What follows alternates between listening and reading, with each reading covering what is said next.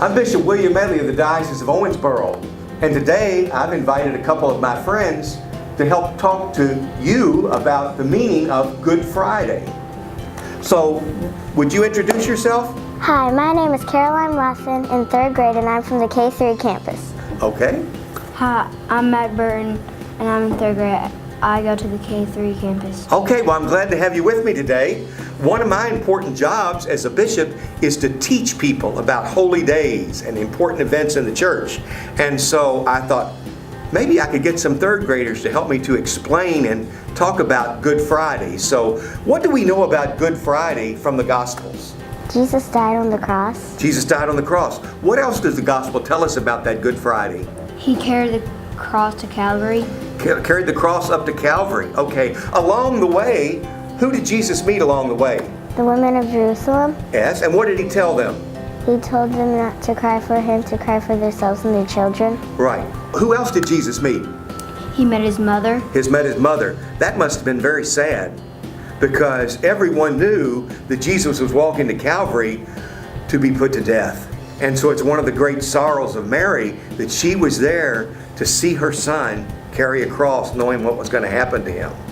There was also another person that's mentioned in the gospel. Do you remember who that was? Simon. Simon. What did Simon do? He helped Jesus carry his cross. Helped Jesus carry his cross. Why did he have to help him?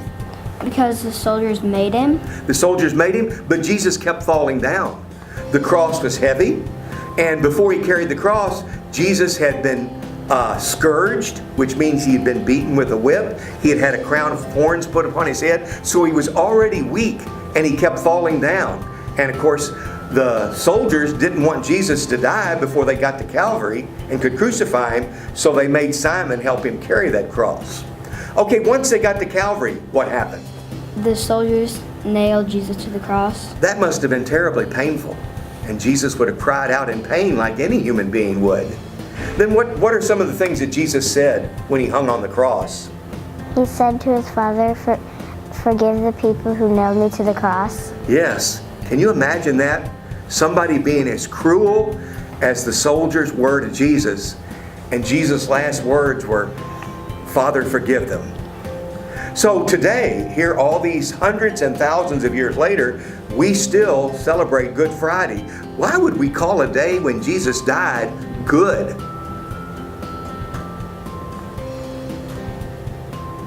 Because who did he die for? Us. He died for us. So that's what makes it good.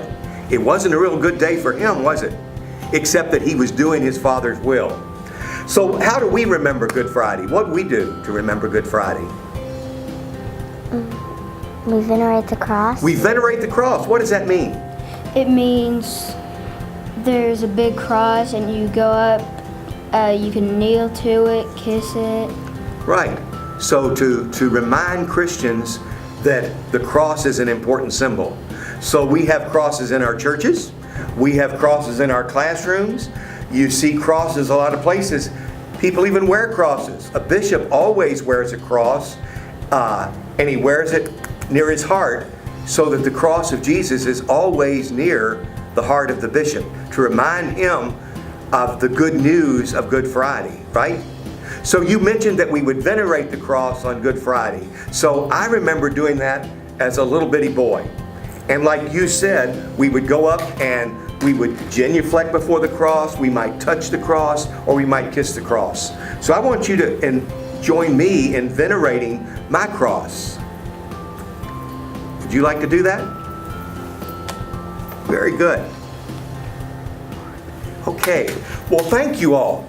I hope that our little conversation will help some other people understand better what Jesus did for us on Good Friday and what we do to say thank you to Jesus on Good Friday. Thank you. Welcome.